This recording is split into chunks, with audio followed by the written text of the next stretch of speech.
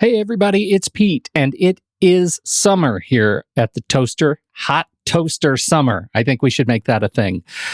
We are taking some time off. We're taking the month of August off and the first week of September, and so we thought it would be fun to go ahead and repurpose some old episodes, and I mean, in some cases, really old episodes. They're still great. They're still fresh, and they give you a taste of what's been going on in the catalog since we started this show some years ago. We'd love you to take a listen to all of them as they come out, and we will see you the second week of September. I believe that's what I'm hearing. My producer is saying, yes, second week of September with brand new episodes for season 10, if you can believe it. Thank you all for hanging out with us, for downloading and listening to the show. We sure appreciate your time and your attention and your questions. Don't forget, if you have questions, we are still taking them over the summer. howtosplitatoaster.com. Just either click on the button that says submit your question, and that will come to us. You can also just type into the box floating across the bottom of the screen. Those questions come to us too, and we turn those into episodes. This is going to be a great season coming up for season 10. We can't wait to share it with you. Thanks, everybody. And now, here's the show.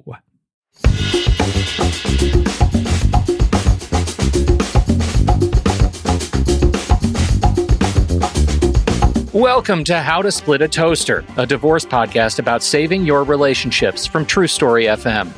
Today, it's time for your toaster to get busy. Know what I'm saying? Do you? It's sex. We're talking about toaster sex.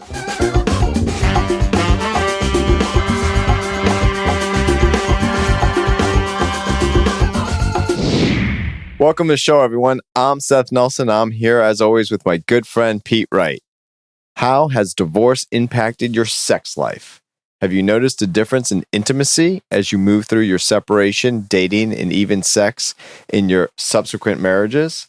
How has your experience communicating about your sexual interests and experiences changed through divorce? Dr. Joe Kort is a psychotherapist and founder of the Center for Relationship and Sexual Health and a board-certified clinical sexologist. He's here today to help us navigate the uncertain waters of your post-divorce sex life. Joe Kort, welcome to the Toaster.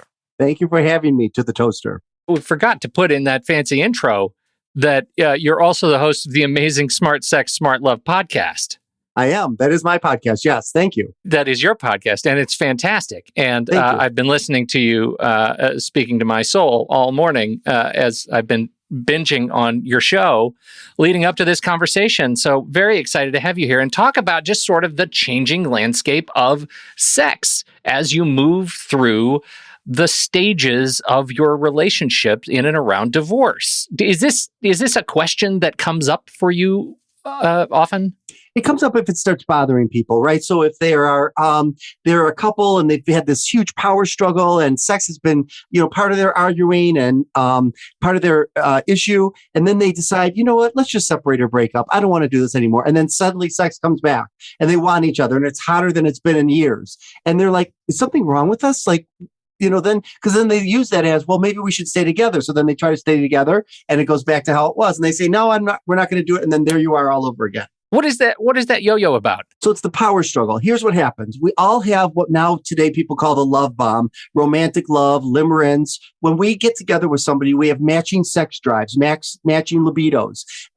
We always are prepared and wanting sex with that person. That goes away, right? And then it goes away and then you hit the power. It's the romantic love part. Then you hit the power struggle where all the differences between you and your partner surface. And when you hit the power struggle, you start to have issues with each other, start to have negative feelings toward each other, and the desire for sex goes away or reduces because I don't feel so good about you.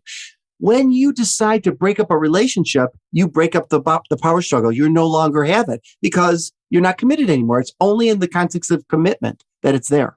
Okay, I have a lot of questions, and usually on this show, I like to be open, honest, and vulnerable, and I am 100% doctor, okay, talking about sex, but I do have a concern that I just want to get out there right away. Okay. In talking about sex, and we all are going to be talking from our own experiences, if my girlfriend listens to this show, I'm very concerned that there's a high likelihood that I'm going to have less sex based upon what I say in this show. Any help with that? And I will also share one other thing. I told her that was my concern about this show, and just telling her that got me in trouble. Well, the issue is, what I love about what you are doing with her is you're having a sexual health conversation. Most couples that are heterosexual or mixed sex, we call them now, male, female, are not having those. Gay and lesbian couples talk about sex from the beginning, from their dating apps. So at least you're having that conversation. That's going to be the gateway to get to being able to talk this through. Look at that, Pete. I already got I'm doing something right. I know it kills you. I know. I hate it. I need a bell. I feel like that's a question that I want to talk more about, though, in the spirit of, people who are getting a divorce, who are looking to separate, and they've been dealing with maybe those power struggles. What do we have to learn about having better, more healthy conversations about sex, so that the sex doesn't necessarily have to be the thing that breaks up the marriage? I know. It's because of the fear of judgment, the fear of shame, the fear of being alienated. So if I'm getting a divorce, I can start to tell you anything because who cares, right? Where it doesn't matter, my attachment to you. But I'll tell you who talks about sex the best is after infidelity. Couples that experience infidelity, then in the recovery on the other side, they are more willing to do that because they should have been doing it all along. But some of that led to the infidelity. So now they're willing to talk about it because everything was at risk before. And now they're more comfortable after infidelity. So I just got to chime in here. Sorry, Doc. On the advice of counsel, do not go have an affair just so you can talk better about sex afterwards. That is a great caveat. I tell that to my couples as well. Yes. Okay, may it good. please Just the court. making sure. Yeah. Well, and Seth, to that point, like how often do you end up with people who come to you and say, I'm divorcing, and it's because we don't have a healthy sex life? Seth, sex has gotten in the way of of our marriage to the point that we can't have a marriage anymore. I mean, as a sex therapist, probably it's higher than most therapists, but it's predominantly what I see in here, that they come in and this is a make it or break it because of sex. And it's because they're not talking about the reality and what they both really want. Is it fair to say that they come to you and they say that's the problem, but that's not really the problem? That's a symptom of their problem? Yes. It can be both. But yes, it's that the sexual problems are symptomatic of other things that are going on. But sometimes the sexual problems are the problems. Pete, to answer your question directly, though, rarely do I ever hear that. I also rarely ask, why are you getting a divorce? I'll ask, are you sure you want to go through with this? Are you ready for this? Here's what the process looks like. Here's what it looks like on the other side. It's hard to see it when you're going through it. So it really depends. Now, if they want to tell me, of course, I'm going to listen. But I just make sure that they are going down this path and sometimes they're not ready. They don't want it. The other side is initiating it. But I'll have those conversations more so why are you getting a divorce? That's not usually something that I'll ask. Sure. By the time they get to you, they're already dealing with different issues. We've talked about that in other shows, right? Okay. So. All right. Well, on our point today. So lesson number 1, everybody, let's learn to have better sex conversations. All right. Number 2, how does the sexual experience tend to change coming out of a marriage where sex was the challenge? And so now we're talking about like dating sex and moving into subsequent relationship sex. What do you find people are learning about themselves, and what do they need to learn to make sure that their sexual relationships are healthy ones and good ones? Well, sometimes, especially in the second marriage or the second relationship, whatever, they'll say to themselves, I'm going to do sex differently. I'm going to, talk about it differently. And they don't. They get back in and they're love bombed. And when you're love bombed and that romantic love, I'm telling you, we don't have to say anything. You know what I want already. You're willing to do things you wouldn't normally be willing to do. So you just think, I don't have to do that with this person. And then that goes away and they're back to where they were. That's one thing. And then the other thing, people don't understand this. There's always a sexual desire discrepancy between couples. One wants it more, one wants it less. If you break up with that person, and you might be the one who wants it more, and you're with somebody that wants it less, you break up, you go to the next person, and you're like, I'm going to get somebody with a higher sex drive, and you do. but now it's higher than yours. So now you're the lower desire and they're the higher desire. So you're always in the situation. It's very rare to be a matching desire unless you're in the love bomb stage. Okay, we've had somebody said we've talked to somebody on the show who dropped the love bomb, and I had to have it explained to me as a layperson, and I feel like you've brought it up several times here, and I think we need to teach about it just for a second. Can you tell us what is the love bomb and why do we have to be worried about it? It can be so problematic that some cultures don't even aspire to the love bomb because it can attach you to the wrong person. What happens is you're going along and you find this person who's you're romantically interested in, but you're also sexually attracted to. So it's familiar love. There's somebody there that is you're drawn to, that you fall in love. So if you're depressed, you're no longer depressed. If you have a low sex drive, you have a high sex drive. You have internal pharmacy chemicals being released: dopamine, oxytocin, phenylethylamine, which is also known as PEA. Everything increases. If you are somebody that experiences an addiction, sometimes addictions subside during this time because you're in an altered state. And the purpose of this altered state in the love bomb is to bond you with an incompatible person. So, people think, well, I'm divorcing because of incompatibility. In the work I do, I say, we want to keep you together because of the incompatibility is grounds for a relationship, not a divorce. So, but you don't see the incompatibility. The love bomb is like, oh my God, I always say this, look at my partner's fingers. They're beautiful. I want to kiss them. I want to have sex with them. And then when the love bomb fades and romantic love fades, all you see is this, right? Well, it was always there, but you think, oh, I see it. Yeah. But I thought, oh, well, I'll just focus on the other 8 or I'll amputate the one, whatever. No. Yeah. It comes right along with that middle one is right there all the time. And it does not go away. It's been there all along. The call was coming from inside the house. That's my favorite line. I think there is a lot to learn about this, particularly if your relationship is trouble. And you just said something else that really hit home for me, which is, I'm divorcing because of an incompatibility in the marriage. And your job is, I want you to keep you together. Incompatibility is the basis of a relationship. That should be on a t-shirt, man. Yes, it's a great line. It's a great line because people think, well, all these differences mean that you're wrong, I'm good, you're bad, I'm wrong, you're right, whatever. And then that it gets embedded in the bedroom. And instead of people being able to negotiate all that and negotiating sexual differences, we could talk about that later. That's very, very hard. Well, let's talk about that now. All right. So when you talk to people and you're saying to us, hey, you have to have better sexual conversations, what does that sound like? What should people be talking about? And when I talk about this, I want people to hear that it's not so easy. I don't mean it make it sound easy. I've had my own journey around sexuality. I'm a gay guy, and I have my own kinks and fetishes. And I met my husband and didn't really share a lot of that with him. So it took over time for me to talk to him about those things. It was super hard. But that's what it entails, is being able to show up and say, this is who I am. This is what I like. And with the worry and anxiety that your partner is going to be disgusted. And when your partner's disgusted, they find you disgusting. That's what happens. People use the disgust response to help people with politics, right? On how to vote. It's also used, and not used, but people experience it during sex. And you have to almost put armor on and say, yeah, my partner might find me disgusting. Well, we have another saying in sex therapy. I love this. Don't yuck somebody's yum. You ever heard that? Yeah. I love that. That's a good one. And so, but your partner might yuck your yum. When you're having these conversations, you might say, this is what I enjoy. This is what I like to do, or I'd like to try this. And you just have to be open, honest, and vulnerable about that. But you are really looking for a response from your partner that doesn't make that like disgusting, or what are you talking about? Or I don't want to be with you anymore. But being vulnerable, that's a potential outcome, right?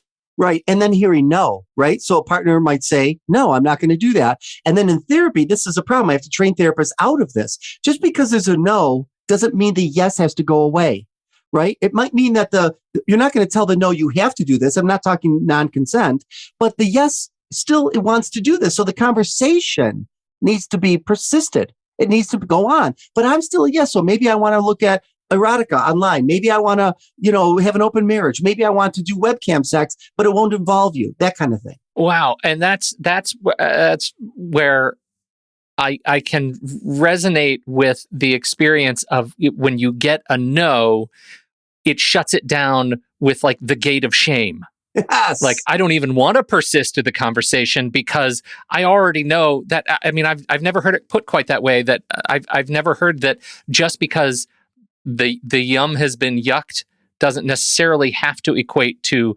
internalizing the disgust factor. That's well said. I really like the way you said that. Absolutely. Wow. Seth, how you feeling? Look, man, I'm all in yum right now. I'm good. Yeah, right. So, I got a bag full of candy over here, brother. I'm good. So, does this change from relationship to relationship? Is married, like, I get the love bomb sex. We talked about that. And then you're married. Let's just take that as the hypothetical. And then you get divorced and now you're out there dating and then you get married again.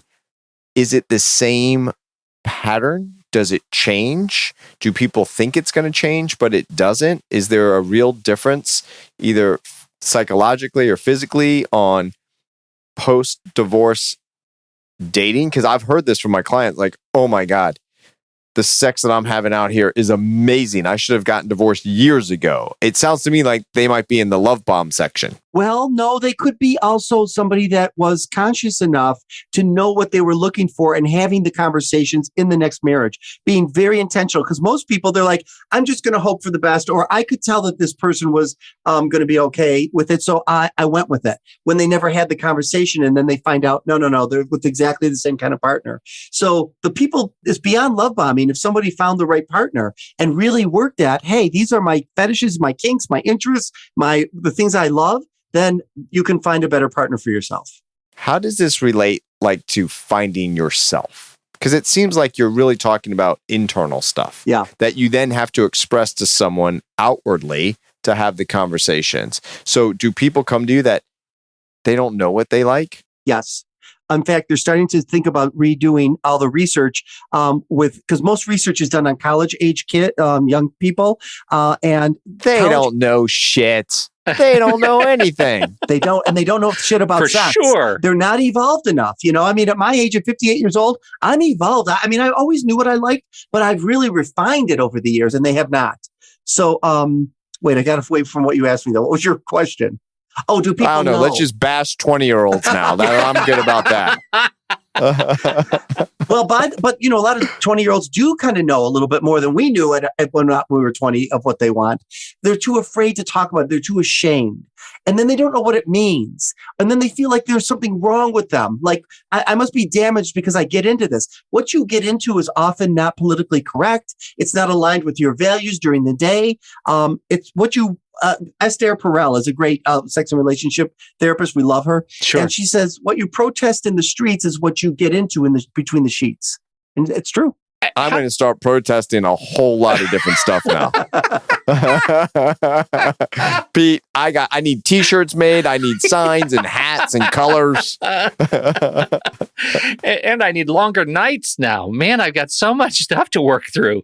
How does that apply to people who come to you and realize that they've been in a marriage and that their sexual identity is changing? That now they were in a heterosexual marriage and now they're finding that their sexual tastes tend to be more fluid and they're learning to embrace that. How does that change the sexual relationship? I'm thinking specifically about that yo-yo pattern you were just talking about. Like, power dynamics are power dynamics, but is it different when you're looking at questions of identity and fluidity? It's a little bit more threatening to the relationship, I notice. Like, because, now if you're not 100% straight, then you're not going to want to be with me, or you're going to want to open the marriage, you're going to want to be with others. And it's a higher code red threat. It's still threatening for a partner to hear, hey, I'm into this fantasy and I really want to engage you with this, because you're afraid, well, what if I don't want to? Are you going to leave me? Are you going to find someone else? It's the same thing. Let me get that straight.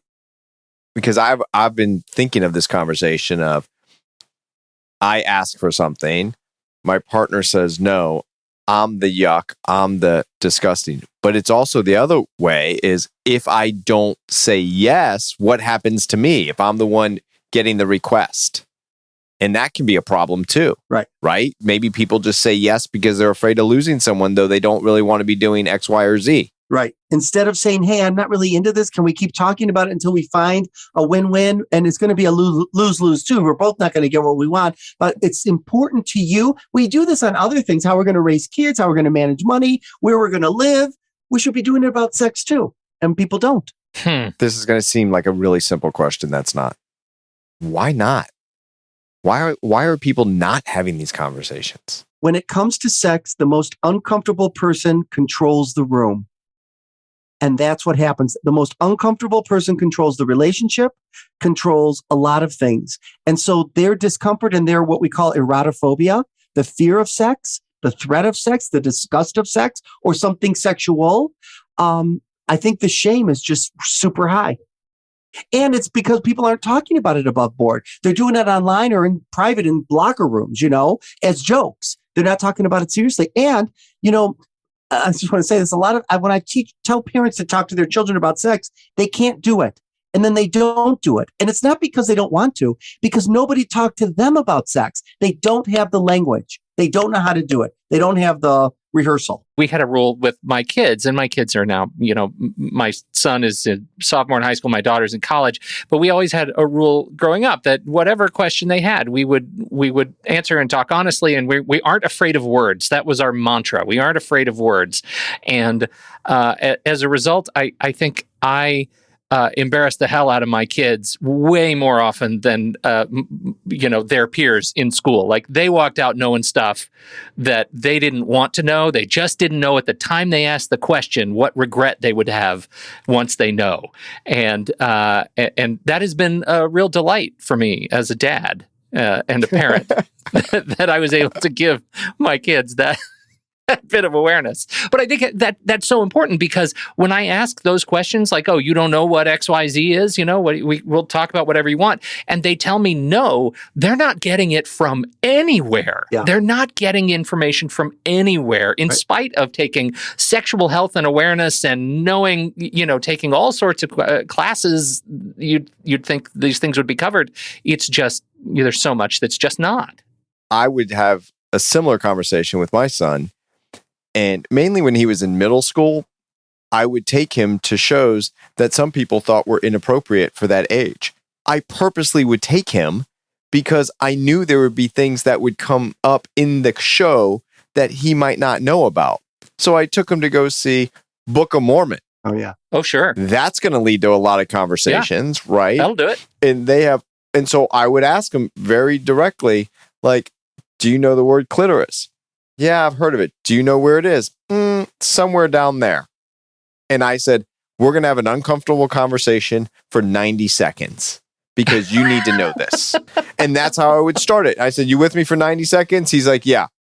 Because I was thinking, and doctor, I want to know what you think about this. My thought process was either he doesn't know it at all, or he's going to learn it from somebody else that doesn't know it. Right. So at least, Right. Or give him bad information. Exactly. And then I can explain where it is, what it does, and then I can tell him you're ahead of the curve on 90% of the men out there in the world, buddy. Yes. I just really helped you out. Okay. Yeah, that's awesome. Now, one thing you have to make sure you also tell him not just where it is. I can't remember the sex educator that says this, but the clitoris is not a doorbell. You don't push on it like this. It's not a doorbell, right? You have to know how to work it, right? I wish I could remember her name. I want her to get credit. I can't remember. Pete, the only thing that would have been better if you would have said, it's not. I know. I couldn't come up with it. I was too busy sort of hyperventilating.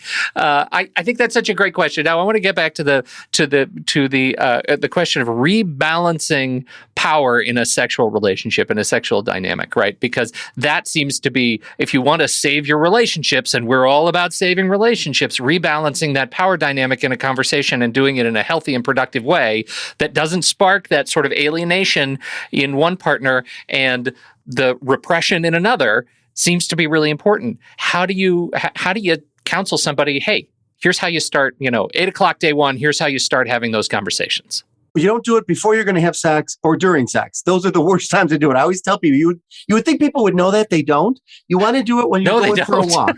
Right. They don't. They think that it's going to work there, and it doesn't. It actually becomes a problem, and then will kill the sexual experience you're about to have.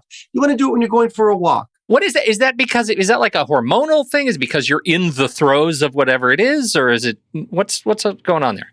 Well, because now if you say something that your partner doesn't like and they go tilt, I'm not into you now. Disgust, I find you gross now. Now you've entered too many details where if you're taking a walk or you wake up on a Sunday morning and you're having your coffee, can we talk about better sex between us or having the kind of, different kinds of positions or fantasies? Then at least if they go south or it gets negative, you haven't ruined a good experience you're about to have. Yeah, but you've just ruined a good cup of coffee. So, I mean... that, then... There you are watching your Jane Pauley on CBS Sunday morning. Now, let me tell you what I see of that contributes to a lot of divorce. And this really is upsetting. I do a lot of trainings on this because it's so freaking upsetting to me. So the whole term of sex addiction, right, is not real. Sex addiction is not real. We have no science behind it. If we did, it would be in the DSM. It would be in the ICD-11. It's not. So I don't want to get into all that. But what happens is it's the low-hanging fruit. Everybody thinks it's real. It's a cultural creation. So now I see women in my office, and I usually see mixed sex couples, men and women together, and they're heterosexual. And she says to him, you're either what you just told me, what you're doing, watching porn, thinking about whatever you're thinking, you're either a sex addict or you're a pervert. And I'm not staying married to a pervert. So you better be a sex addict. So then he comes to my office like a kindergarten student with a note pinned to his shirt by his mommy that says, here's what my wife wants you to know. I'm a sex addict and fix me. It's terrible. And people divorce over this. It's so upsetting. Wow. Yeah. I mean, I guess I can see it, but also I'm not sure I would want to stay married to somebody who lives with that kind of shame. Right. That is going to shame you and then pathologize you rather than it's not sex addiction. I mean, it could be compulsivity, but we have a sexual problem. So let's just hold on. Yeah. Doctor, you just said something that is so important because I think it transcends the conversation we're having. When you said don't pathologize somebody, you should be dealing with the behaviors and not playing psychotherapist and saying, he must be this or she must be that, right? I cannot tell you how many people fell in love, got married, and get divorced 5 years later and their spouse is a narcissist. Like, statistically, that doesn't really happen. I'm not saying it never happens, but everyone wants to put a label on someone. And I say, look, I'm not going to fix that. This is how I deal with difficult people. I don't care what you call them. This is how I deal with it, and this is how I can help you through the divorce process. But is that something that you see a lot where people come in and do their self-diagnosis on what the other person is? Yes. I call it profiling your partner, and I don't allow it in my room. I've done it myself. Stop profiling your partner. You're not their therapist. You can talk about, hey, when you said this and did this, this is my experience. This is what I feel. This is what I hear. This is how I respond. But I love what you just said. Pathologizing them makes them bad and you good, them wrong, you right. There's no good in that. Well, there's no good in that in rehabilitating a damaged sexual relationship, and certainly not in saving a partnership from divorce. No, you're going to add to it. That's going to make you go toward divorce.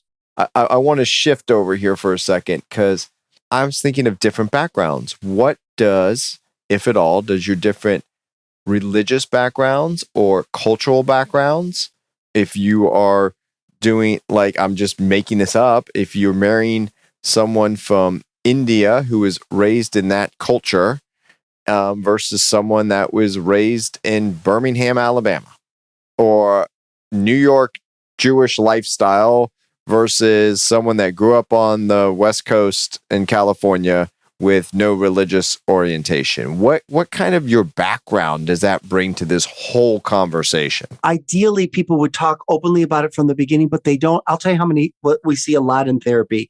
Yeah, we tried to talk about these things. It never goes well. In fact, it's getting worse. And by the way, we're getting married in a month and we're so excited. And I'm like, but if you're not getting any resolution and you're telling me it's worse, yeah, it'll fix itself. Marriage will fix itself. People think this even in 2020, and you cannot talk these clients out of it. So I feel like they hire us to watch them fail. And I have no choice other than to say, my prediction is Marriage isn't going to fix this. It's gotten worse. I mean, let's fix this before you have this wedding, but people don't listen. Okay. That's like saying having a kid's going to fix the problem. Yes. It never fixes the problem. It doesn't Right. fix the problem. Right. Okay. To that point, I don't know. Okay. Well, yeah. Why do I need to worry about being indelicate with you guys? How important is it to practice? Do you know what I mean? Like there is a sense of parochial protection of sexual activity in some cultures that I'm going to save myself for marriage, or I'm going to somehow be, what's your stance on getting out there and finding good, healthy people to practice having strong sexual relationships with? Oh, I'm all for it. I mean, safely, consensually, of course. But I'm all for people getting out there and exploring their sexuality and their erotic interests, right? So it's not just sexual, it's erotic and pleasure. We don't talk enough about pleasure. You should really find out what brings you the most pleasure sexually. And that's what you should be talking about with potential partners. Okay, but on the advice of counsel, if your spouse or someone you're with says, you're really good at this, you're great at sex, I love having sex with you, do not say practice makes perfect. Oh, I'm just advising that's you. a good one. Okay. You're right about that. Okay, good. I'm right twice tonight. Right. I'm telling a story for a friend. I'm gonna give that one to you, Seth. You deserve that. That was good. Okay, but good. This does raise a point. What, if at all, is the role of discussing previous sexual relationships? Are they just taboo? You don't talk about them. You just talk about what you enjoy now or what you would like to try in the future. And you don't kind of talk about where that thought or originated or what happened in the past. How does that all play out? Well, I think people take it personally, like they take porn personally. Well, women take porn personally. Men take vibrators personally. The women feel the porn has replaced her. The men feel the vibrators replaced him. And they feel that talking about past relationships, then you must have liked that better. There's no room in our culture to say, no, I like that and I liked you. I got into that, but I'm also getting into stuff with you. People feel threatened and then they feel diminished when it's not about that at all. I often get that same sort of vibe around. You talk about porn. The porn is a complicated issue, right? Because there is not just the sexual part, right? The arousal part of pornography and fetish and kink, but also I guess there's a social stigma. There is the issue of non-consensual and ethical criminality, those kinds of things that are involved in porn. How do you approach that with people who are exploring other avenues? All porn is not alike. Some porn is unethical. Some porn is human trafficking. Some porn is child porn. Most porn is ethical.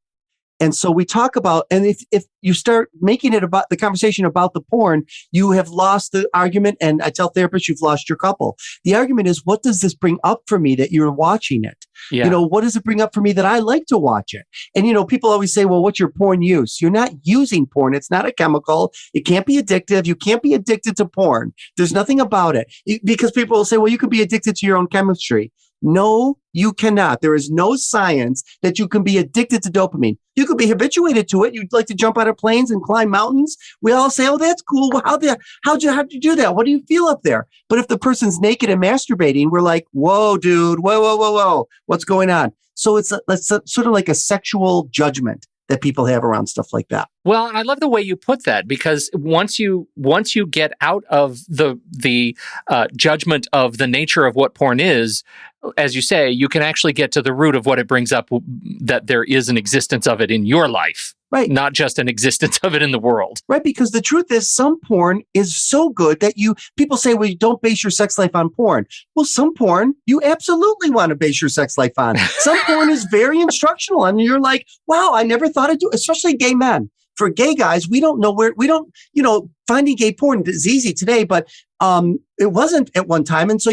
no one teaches you about gay sex. How do you have anal sex? How do you have oral sex or whatever? So you learn it in gay porn. There's nothing wrong with that. Gay porn is pretty ethical. Ethical porn, Seth, right here, show title. I know. And I'm thinking like t-shirts. We got like 2 or 3 more the merch out of this one episode. Huge. Is unbelievable. Wait, I'll give you one more t-shirt if you want. I'm actually going to make t-shirts of this because it's my line. You can use it though if you want. So a lot of straight men come in my office who like to receive anal sex, and they want to be pegged. It's called pegging, where the woman puts a strap-on on, but a lot of women think he's gay. He thinks he might be gay because he wants this. And I have to tell these couples, your anus doesn't have a sexual orientation. It doesn't know whether it's gay, straight, or bi. It's an anus.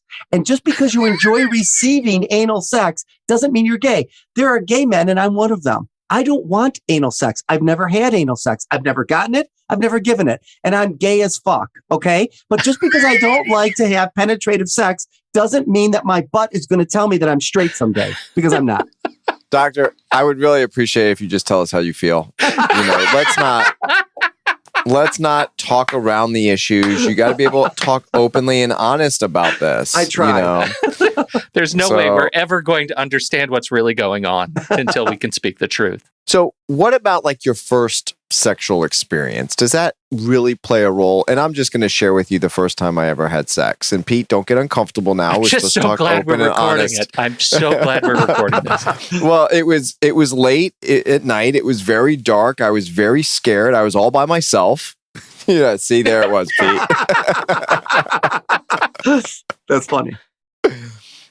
So, but do those kind of first sexual experiences kind of pave the way, or is it stuff that you see in the movies? Or because like you're saying, like, hey, maybe there's something out there that I didn't even know I liked because I didn't even know it existed. Right. When you say pave the way, I think that it's like an imprint. Your first time is always remembered most. Your chemistry that gets you into that altered state to have sex with that person is elevated. Everything's elevated. So it becomes, people always say, it happens when you first fall in love as well. People always say, I never got over my first love. You didn't. But it may not be the person. It may just be the chemistry and the experience that you had. Got a lot of information here, Pete. You got a lot to digest, my friend. Yeah, I know. It's going to be a long night. This has been a super illustrative, Joe. Thank you so much for coming and hanging out with us. I just want to say one more thing because I think this is important. Yeah. And I tell clients this. People say, well, I shouldn't leave my wife. Everything's great. Or my husband. I shouldn't leave because everything's great except for sex. You shouldn't leave for sex. Sex shouldn't be that much of a priority. Bullshit. It's complete bullshit. If sex is a priority to you, sex is a priority to you. But then you go to get feedback from your friends and family. They're like, well, sex fades over time. And then eventually you're going to be in a sexless relationship. Some people do. But if you don't want to be, you don't have to be. So sex is a fine reason to leave a relationship if you can't make it work. That's all I'm saying. It's almost like voting, right? You get to pick why you're voting for someone. The candidate doesn't get to tell you why. They can say, you should vote for me because, and they can list 10 things, and you're like, none of those are on my list. You get to decide what's important in your relationship, whether it's sex, whether it's having coffee in the morning, or how you connect with your spouse, whether it's how you manage money with your partner. All of those different, we could list off 100 different things. How you raise children together, how you deal with adversity, how you deal with stressful situations, how you deal with happy situations. Hey, everything's great. Well, maybe everything's great. We're drinking too much because we're celebrating. Like, you get to pick what's important to you in a relationship, and then you need to work with your partner to come together on the other stuff that's important to them. And it's not always going to match up, but as Doctor says, those differences can be celebrated as well. But I think that goes for sex or anything else. Would you agree with that, Doctor? I'm going for the trifecta, Pete. I'm trying to get a third yes here. I'm telling you now. I would tell you yes. The word is called differentiation. That two realities or more can exist between you, the two of you in relationship. That sounds just like you and me, Seth. I mean, really. Yeah, exactly. Different realities. Am I right? Totally. Hey, this has been fantastic. I already teased the podcast, Joe, but please give yourself a plug. We got to send people, because if there is ever a podcast that deserves the term unvarnished, this is the one. Well, thank you. So it's Smart Sex, Smart Love, and you can find it at smartsexsmartlove.com or my website, joekort.com. But my bigger presence that I just hit 500,000 followers is on TikTok. So on TikTok, I have made a huge hit on these issues. So if they went to Dr. Joe Kort, DrJoeKort. They'd find me there. So my podcast and TikTok are my biggest things. I'm not on TikTok. You've got to get on TikTok. I'm all of a sudden, right now, I'm feeling that pressure. Let me tell you. It was Joe Kort that made me join TikTok. Is that what's going to be on my next t-shirt? Well, what you don't know is his 500,000 listener is your wife. So you better get on TikTok. I know, okay. Right? Oh, God, my wife. She put him over the top. It's over the top. Okay, noted. Joe Kort, thank you so much. You are such an asset to the field, and we really appreciate you coming and hanging out with us. I hope you come back one day. I'm sure we're going to have more topics to talk to you about. Thanks. You guys are fun to talk to. And thank you, everybody, for downloading and listening to this show. On behalf of Dr. Joe Kort and America's favorite family law attorney, that's Seth Nelson, I'm Pete Wright. We'll catch you next week right here on How to Split a Toaster, a divorce podcast about saving your relationships.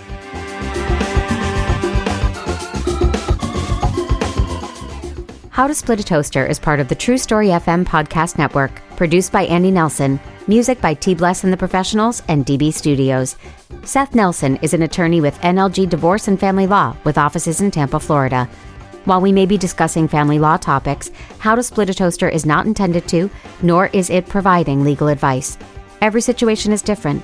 If you have specific questions regarding your situation, please seek your own legal counsel with an attorney licensed to practice law in your jurisdiction. Pete Wright is not an attorney or employee of NLG Divorce and Family Law. Seth Nelson is licensed to practice law in Florida.